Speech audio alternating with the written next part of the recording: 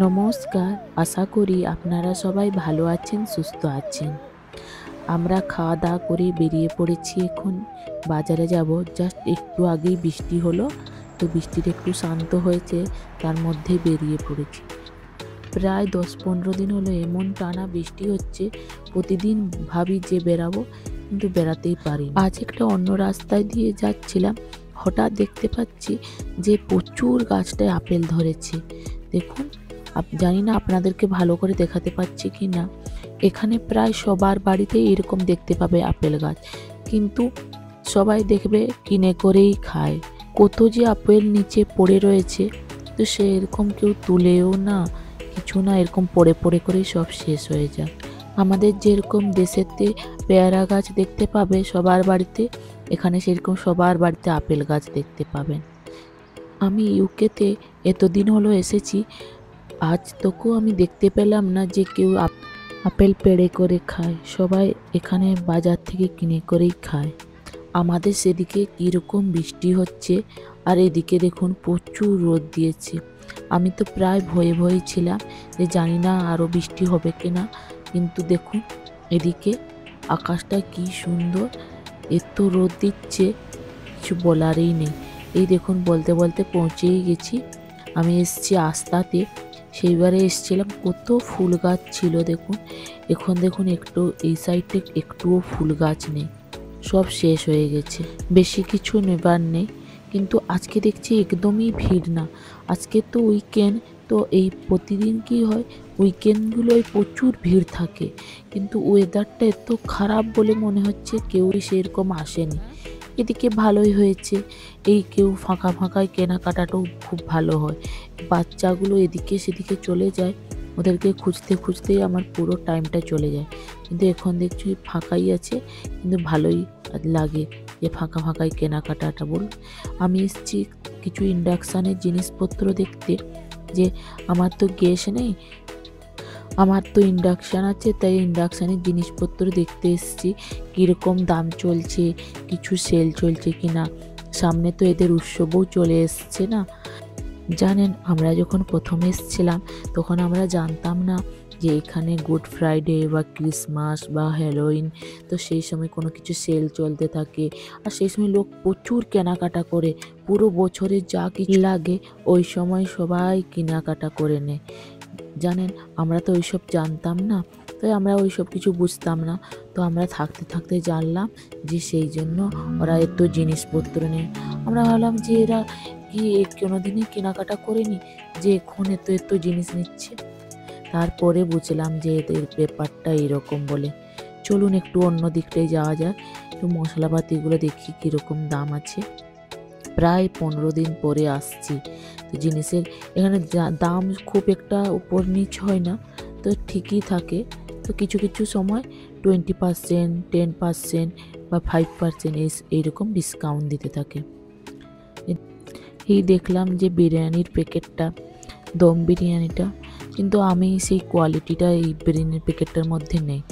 এই দেখুন, আপনাদেরকে বলছিলাম যে এখানের উৎসব, এই যে হচ্ছে হ্যালোউইন চলে আসছে, তো যত রকমের ভূতের পোশাক, কাপড় চোপড় সব কিছু এইখানে দেখতে পাবে।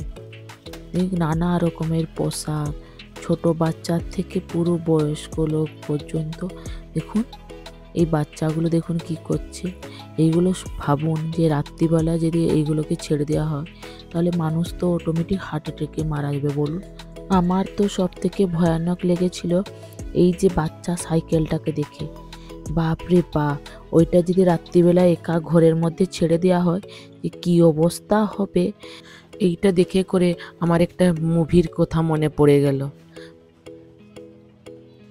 আমরা যেমন আমাদের উৎসবের জন্য অপেক্ষা করে থাকি, তেমনি এদেশের লোকেরাও এই হ্যালোউইন বলুন, ক্রিসমাস বলুন, এগুলোর জন্য এরাও সেই রকম অপেক্ষা করে থাকে যে কীরকম নিজের বাড়িটা ডেকোরেশন করব, কীরকম লাগবে। তো সেই জন্য এখানে পুরো নানা রকমের জিনিসপত্র সব রাখা রয়েছে। চলুন একটু আগের দিকে যাওয়া যাক, দেখি কি আছে। স্কেলেটনগুলো দেখুন কীরকম দাঁড়িয়ে রয়েছে।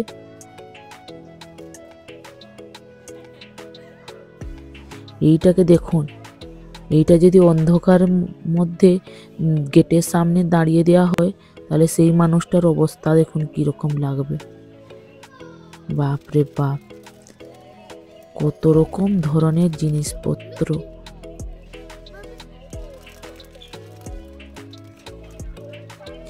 এখানে সব হাড় গোড় গুলোই আছে, নরকঙ্কাল গুলোই আছে এখানে।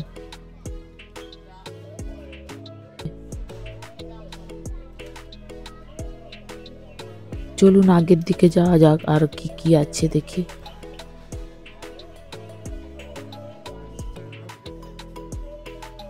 আমাদের দেশে যেমন পুজো আসছে, নানা রকমের জিনিসপত্র, নতুন নতুন ড্রেস, নতুন নতুন শাড়ি, সব কিছু নতুন নতুন কি কি উঠেছে, তেমনি এদের এই হ্যালোইন আসছে, নানা রকমের জিনিসপত্র দেখতে পাওয়া যাবে।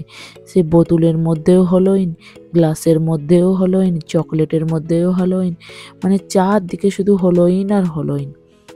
মানে এই ভূত নিয়ে যে কি বিশেষ্য ব্যাপার আছে আমি তো কোনো বুঝতেই পারিনি এখন তক।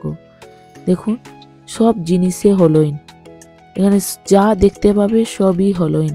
মানে ওদের হ্যালোইনটা মানে সব জিনিসের মধ্যেই থাকবে, সে যাই হোক না কেন। এই বাচ্চাদের ড্রেসগুলো দেখুন কি সুন্দর, কিউট কিউট না? আর এইটা দেখুন, জানো তো হঠাৎ করে দেখলাম এইটা দেখে করে ভাব এর মধ্যে কি মাম্মি আছে। এই মাম্মি মুভিটা ওইটা আমার চোখের সামনে ভেসে উঠলো।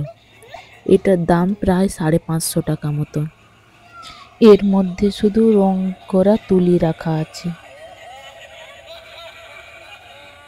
চলুন এবার, অনেকটা সময় হয়ে গেল, হাতে একদম টাইম নেই, প্রচুর লাইনও লেগেছে, আস্তে আস্তে সবাই আসছে, এখন ভিড়ও হতে গেল।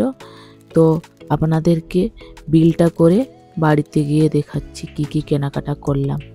এবার বাড়ি চলে এসেছি, ছেলে আমার এইটা নিয়েছে, দেখতেই পাচ্ছেন, ওইটা নিয়েছে, আমি একটা ডিশ নিয়েছি, এটা প্রায় 1200 টাকা মতন পড়লো।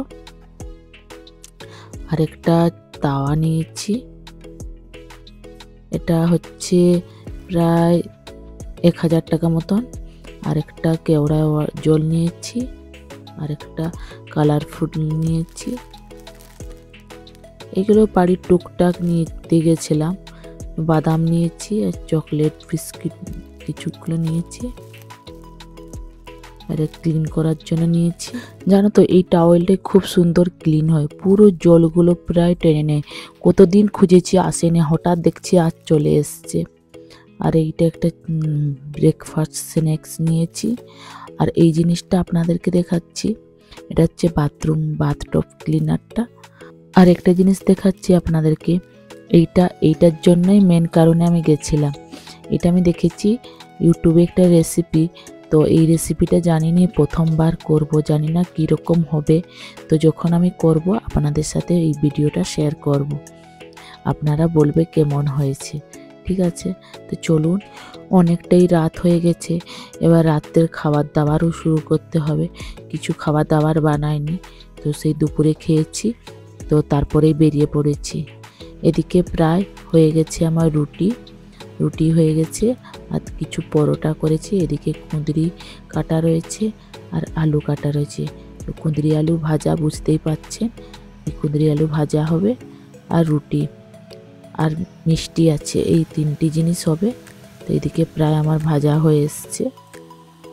চলুন এবার খেতে দিয়ে দিই, অনেকটাই রাত হয়ে গেল, ছেলেটাও সেইখান থেকে কিছুই খায়নি, তো আমরাও তার সাথে সাথে খাওয়া দাওয়া করি। আর কালকে তো স্কুল, সকাল হলে উঠতে হবে। তো আজকের ব্লগটা এই পর্যন্তই।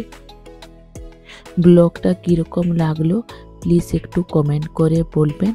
যদি ব্লগটা ভালো লাগে তাহলে প্লিজ একটু লাইক, কমেন্ট, শেয়ার করে দেবেন।